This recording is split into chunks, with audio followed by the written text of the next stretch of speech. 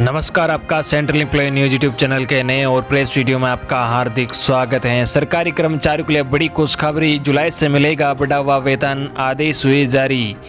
जी हाँ, इस न्यूज़ की ओर आगे बढ़ते इससे पहले अगर आपने अभी तक भी इस वीडियो पर एक लाइक नहीं किया होता, एक लाइक कर दीजिए, क्योंकि आपका एक लाइक ही हमारी मेहनत का फल होता है। वही चैनल को भी फ्री में सब्सक्राइब नहीं किया हो, सब्सक्राइब कर लीजिए, ताकि आगे भी आपको कर्मचारियों व पेंशनर से जुड़ी हर महत्वपूर्ण खबर देखने को मिलती रहे। जी हाँ, वेतन से जुड़ी खबर को जानने से पहले सभी देशवासियों के लिए कोरोना से जुड़ी बड़ी खबर है, जो आप सभी देशवासियों को जानना बहुत ही जरूरी है। जी आपको बता दें कि हिंदुस्तान में कोरोना की तांडव, पिछले 24 घंटे में 37,148 नए केस। जी हाँ, हिंदुस्तान में कोरोना वायरस हर रोज भयानक रूप धारण करता दिखाई दे रहा है। भारत में कोरोना वायरस ने महज 24 घंटे में 37,000 से अधिक लोगों को अपनी जद में ले लिया है। आपको ये जानकर हैरानी होगी कि हिंदुस्तान में कोरोना संक्रमण के कुल मामले 11.5 लाख के पार पहुंच गए हैं, जिसे देखकर हर कोई सहम उठा है। देश में अब तक कोरोना के कुल 11,55,191 केस। देश और दुनिया को अपनी जंजीरों में जकड़ने वाले इस कोरोना वायरस के खतरनाक तांडव से भारत भी कराह रहा है। भारत का हाल आंकड़ों के अनुसार तफसील से समझाते हैं। भारत सरकार के स्वास्थ्य मंत्रालय ने मंगलवार की सुबह जो नए आंकड़े जारी किए हैं, उससे हर किसी की रूहें कांप उठी हैं, क्योंकि भारत में कोरोना संक्रमण के कुल केस 11,55,191 पर पहुंच गए हैं। 24 घंटे में कोरोना संक्रमण के 37,148 नए केस सामने आए हैं। 587 को कोरोना ने मार डाला। ऐसे आंकड़ों से पूरी दुनिया खौफ के साए में जीने को मजबूर हो गई है। कोरोना ने भारत को भी अपना ठिकाना बना लिया है। भारत में कोरोना वायरस पर नवीनतम जानकारी यह है कि भारत में कोरोना वायरस से पहले दहशत और कोहराम के बीच आपको ताज़ा अपडेट से रूबरू करा देते हैं। कोरोना वायरस पर नवीनतम जानकारी के अनुसार भारत में कोरोना संक्रमण के सक्रिय मामले 4,02,529। बीते 24 घंटों में सक्रिय मामले में 12,070 सक्रिय मरीजों का इलाज हुआ है, जबकि खतरनाक वायरस कोरोना से ठीक हुए और अस्पताल से छुट्टी मिलने वाले लोगों की तादाद 7,24,578 पर पहुंच चुकी है। स्वस्थ हो चुके लोगों और सक्रिय मामलों के बीच अंतर लगातार बढ़ता जा रहा है, यानी इतने सारे लोगों कोरोना को हराकर घर वापस लौट आए हैं। वही कोरोना वायरस से मरने वाले मरीजों की संख्या 28,084 हो गई है। कोरोना से जुड़ी हिंदुस्तान के लिए राहत भरी जानकारी। जी हाँ, आपको बता दें कि कोरोना वायरस के कहर के बीच भारत के लिए एक राहत भरी जानकारी भी है। कोरोना संक्रमण पर अच्छी खबर यह है कि देश में कोरोना संक्रमण से ठीक होने वाले मरीजों की संख्या 62% से अधिक पर बनी हुई है। कोविड-19 की रिकवरी दर 62.61% से बेहतर होकर 62.72% पर पहुंच गए हैं। पिछले 24 घंटे में 24,491 मरीज ठीक हुए, यानी जितनी तेजी से कोरोना के नए मामले सामने आ रहे हैं, उससे कई गुना ज़्यादा रफ्तार से भारत के लोग कोरोना को मात दे रहे हैं। आपकी सुरक्षा आपके हाथ में है। साबुन और पानी से बार बार अपने हाथ अच्छी तरह से हाथ धोए। कोरोना के खिलाफ इस जंग में हर किसी की भूमिका काफ़ी अहम है। कोविड-19 के लक्षण विकसित करने पर घबराए नहीं, तुरंत 1075 पर कॉल करें, सकारात्मक रहे और खुद को अपनी पसंदीदा गतिविधियों में शामिल करें। हम एकजुट हो कोविड-19 के खिलाफ लड़ेंगे और जीतेंगे भी। अगली बड़ी खबर, कोरोना से इन शहरों में फिर लगाया संपूर्ण लॉकडाउन, बाहर निकलने पर दर्ज होगी एफआईआर। देश में दिन प्रतिदिन लगातार कोरोना वायरस के मामले बढ़ते ही जा रहे हैं। अब हर दिन 35,000 से ज़्यादा लोग कोरोना से संक्रमित हो रहे हैं। कोविड-19 का इलाज कर रहे डॉक्टर्स का कहना है कि आने वाले दिनों में यह संख्या दोगुनी हो सकती है। ऐसे में देश के तमाम राज्यों के क्षेत्रों में फिर से लॉकडाउन लगाया गया है। सोमवार से उत्तर प्रदेश की राजधानी लखनऊ में फिर लॉकडाउन लगाया गया है। लखनऊ के 4 इलाके इंदिरा नगर, गाजीपुर, आशियाना, सरोजनी नगर में सोमवार यानी 20 जुलाई रात 10 बजे से संपूर्ण लॉकडाउन लगाया जा रहा है। लखनऊ में डीएम का कहना है कि राजधानी के इन इलाकों से सबसे ज़्यादा कोरोना के मामले आ रहे हैं। ऐसे में जिला प्रशासन ने इन इलाकों को 24 घंटों तक कंटेनमेंट जोन बनाने का फैसला किया है। उन्होंने बताया कि इन जगहों पर आवश्यक सेवाओं को छोड़कर सभी तरह की गतिविधियां बंद रहेगी। प्रशासन ने बिना किसी कारण बाहर घूमने वालों के खिलाफ एफआईआर दर्ज करने के भी निर्देश दिए हैं।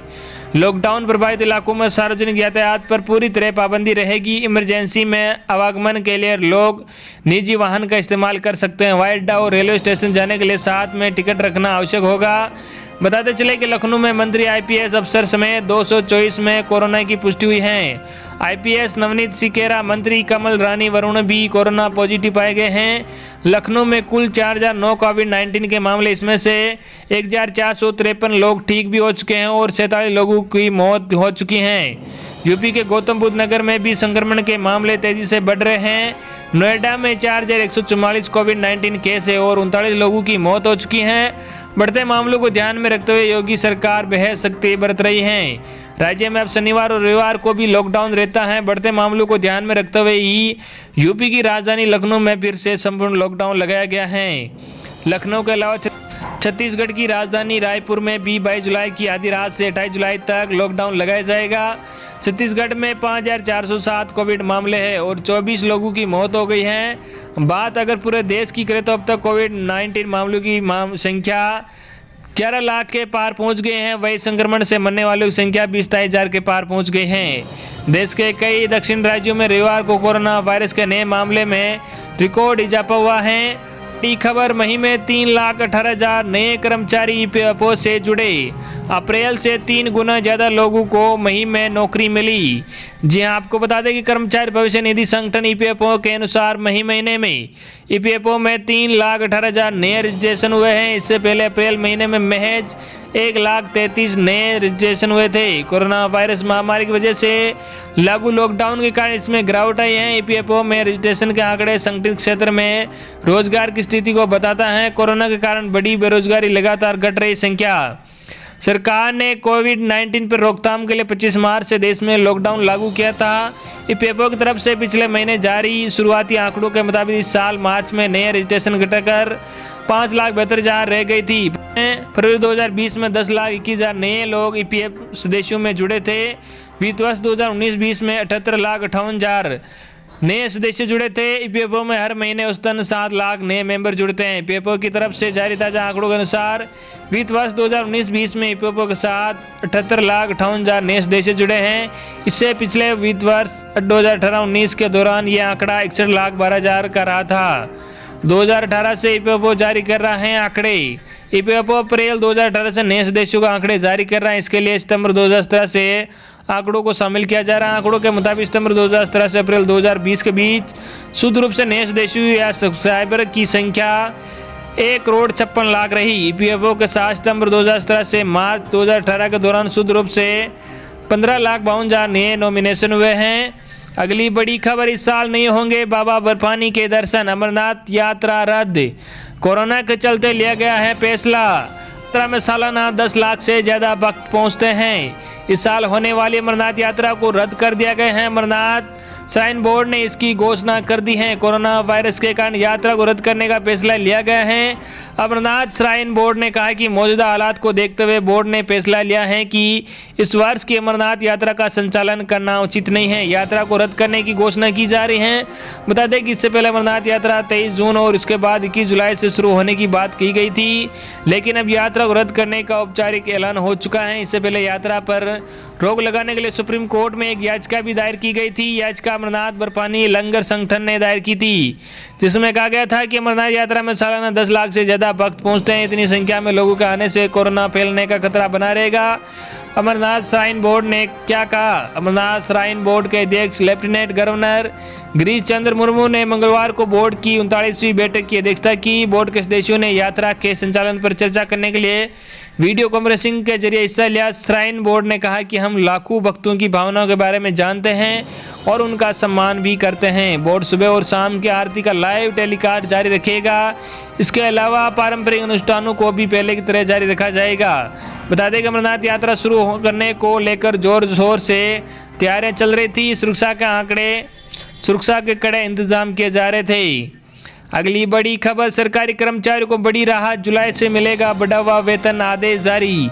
जी हां, केंद्र सरकार ने 7 वेतन आयोग की सिफारिश के तहत केंद्रीय कर्मचारियों को बड़ी राहत दी है। महंगाई भत्ते के इजाफे पर भले ही 2021 तक रोक लगी हो, लेकिन सरकार के नए फैसले से अनेकों कर्मचारियों को वेतन अब बढ़ जाएगा। सरकार ने नाइट ड्यूटी करने वाले कर्मचारियों के लिए अब अलग से भत्ता दिया जाना तय किया है। अभी तक उन्हें ग्रेड पे सिस्टम के चलते भत्ता दिया जाता था, लेकिन अब अलग से भत्ता मिलेगा तो वेतन बढ़ जाएगा। इन कर्मचारियों को जुलाई 2020 का वेतन अब बढ़ा हुआ मिलेगा। इससे देश के हजारों कर्मचारियों को लाभ होगा। केंद्रीय कार्मिक प्रशिक्षण विभाग डीओपीटी ने इस संबंध में आदेश जारी किया है। आइए समझते हैं इस आदेश में क्या लिखा है। नई व्यवस्था में हर घंटे 10 मिनट का वेटेज। आदेश के अनुसार नई व्यवस्था में अब नाइट ड्यूटी का समय रात 10 बजे से सुबह 6 बजे तक माना जाएगा। इसी के आधार पर भत्ते का भुगतान तय होगा। कर्मचारी को प्रति 1 घंटे के लिए 10 मिनट का वेटेज मिलेगा। नाइट ड्यूटी भत्ते के लिए बेसिक पे की सीलिंग हर माह 43,600 रुपये के आधार पर तय की गई है। यह आदेश 1 जुलाई से लागू होना माना जाएगा। इस तरह होगा भत्ते का भुगतान। नए सिस्टम में भत्ते का भुगतान का तरीका कुछ अलग बनाया गया है। इस भत्ते का निर्धारण हर 1 घंटे में किया जाएगा, जो बेसिक पे एवं महंगाई भत्ते के कुल योग को 200 से डिवाइड करने के बराबर ही होगा। बेसिक पे एवं महंगाई भत्ते का कैलकुलेशन सातवां आयोग के नियमों के अनुसार ही किया जाएगा। भत्ते के भुगतान का यह फॉर्मूला सारे सरकारी विभागों मंत्रालयों के कर्मचारियों के लिए लागू किया जाएगा। तो ये थी आपके लिए आज की बड़ी और बेहद ही महत्वपूर्ण खबरें। आई होप कि आपको आज की हमारी जानकारी पसंद आई होगी। धन्यवाद।